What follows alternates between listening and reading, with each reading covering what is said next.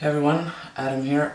Today is July 13th and it marks exactly 4 weeks post-op since my top surgery, which was on the 15th of June 2017.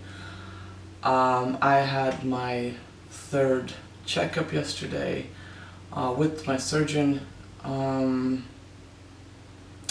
He said that it's all going well, that it's healing fine. He examined my chest. He kind of felt around to see if there's any more fluids building up, and he seemed to think, he said that the left side was clear, but the right side might still have some, so he stabbed me with a big ass needle again, and kind of poked around a little bit searching for fluids, but ironically, there were none. I looked at the syringe when he gave up, and there was nothing, literally there was nothing, it was clear, which is good. I wish he had not needed to, poke and prod me to figure that out, but okay, whatever. So yeah, looks like my chest has finally stopped bleeding, which is great. So the instructions that I received were that I must wear the binder for yet another week. He said that he would like me to wear it for 5 weeks post-op. I should still restrict my arm movement wherever possible. I'm also on sick leave until the end of next week, and then I'm gonna slowly go back to work. Given that I have an office job, I don't lift anything heavy, so I guess that's also a factor in how soon I can go back to work. But yeah, he said it was healing fine, that there's nothing particularly worrisome. He told me to start putting ointment on my scars on my chest and to start massaging it. So I will be doing that. Kind of started last night already, but I will get more into that in the coming days, weeks. We'll see. My next checkup is supposed to be sometime in the fall. He wasn't very specific about that, but then again, it's mid-July, so September technically is already fall, so it could be in a month and a half or so. I'm gonna get the exact date in the mail, so but in the meantime, I'm just supposed to take care of myself and I guess not strain myself still too much. So yeah, for an update, I received a comment last week after my last video that the frontal, because of the frontal view, because of the bruising and the kind of shadows underneath my chest, kind of makes it look like I still have a female chest, so that I should possibly or probably this week also show you a side view, maybe from both sides even, so that you can see how nice and flat it actually is. Again, the sound.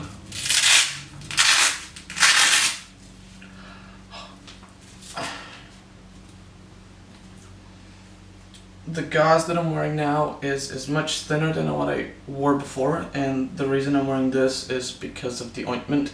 It's very, very thick and greasy, and I only have this one binder and it's already been through a lot, and the last thing I want is get it all greased up and then having to wear that for another week, all filthy like that, and just kind of it piling on. So I bought this very thin kind of gauze that I can cover my chest with, just so that it kind of absorbs the surplus ointment and protects the binder a little bit. But he told me, the surgeon, that I don't technically need anything under the binder anymore, because the scars or the wounds have healed, and there's really no reason, there's no fear of infection really.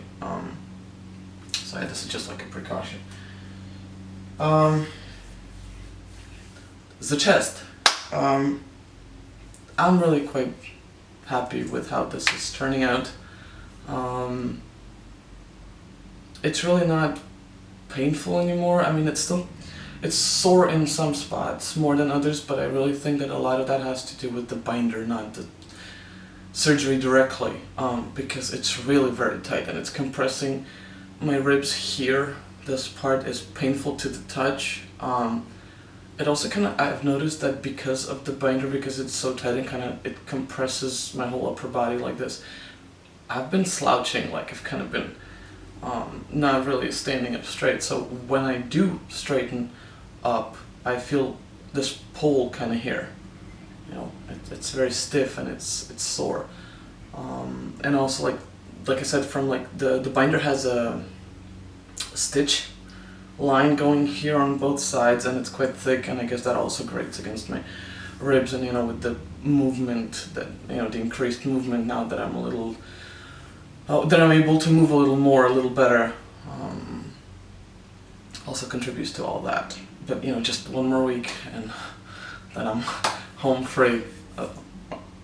So yeah, this is the frontal. You can still see bruising. It's mostly just yellow, and this is, again, I mean, this is where he stabbed me yesterday, so there's no, black bruise here, so I don't know why this is all still so damn dark. Again, it could be from the binder, because this is kind of where the binder goes. But we'll see once I stop wearing it, if this doesn't dissolve until then, if it's gonna start dissolving faster after I no longer have to wear the binder. So yeah, side view. This will be from one side, never mind the gut. This is from one side, and this would be the right side. I hope the camera catches this. It's really, you can see it's nice and very flat. It's just that the frontal really looks, it has this shape here because of the way the bruising goes. And once this goes away, I think visually or like optically also, even from the front, it's gonna look way flatter. So yeah, the adhesion still, you can also see this, I think, very clearly here when I put my arm down. There's kind of this fold here that you don't really see so much on this side. And again, I don't know how much this has to do with the binder, because this is exactly where the line of the binder goes. Or if the massage is going to help with that, or if just, once I'm able to move more, this is something I can work out as I'm allowed to move a little more. But overall, I'm very pleased with the progress. Last week I kind of noticed that my chest area was starting to get covered in this fuzz, this fluff, so I guess it is starting to grow. So yay for that. Other than that, I'm really not noticing any other significant changes. I've been back on T for 2 weeks now. It was 2 weeks yesterday. My shot is due next week, so I guess this week marks, it's the period where my T will start to decline again. But yeah, my next shot is next Wednesday, and considering the complications I've experienced before, this will be, the benchmark. This will be the moment where we'll see if 3 weeks is a long enough period for my body to process the shot. Because if not, and if my levels will still be too high, I am likely to again experience leg pain, swelling, and just like general discomfort. So yeah, that's it for this week.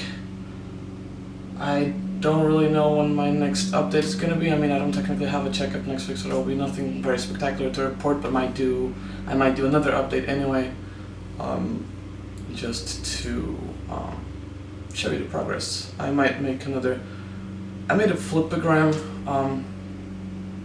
kind of animation of like a 10-day progress of how my chest has been healing. Unfortunately, since then, I think I've missed a couple of days, maybe 3, so I don't know when I'll be able to do another one like that. But yeah, I'll definitely keep monitoring this and showing you guys, to whomever it might concern. So yeah, take care. One more thing. Quite early in my, quite at the beginning of my sick leave, I had a visitor, and that visitor brought me a get well soon balloon. And I was told that, towards the end of the lifespan of said balloon, I should do a video with me having inhaled some of the helium inside and sounding ridiculous. And then last week when I posted my last video and, I hadn't done the helium part, I was reprimanded. So I'm gonna fix that. if there's still enough helium in here. I don't know how this works. I've never done this before, so bear with me. Alright. Let's see how that goes.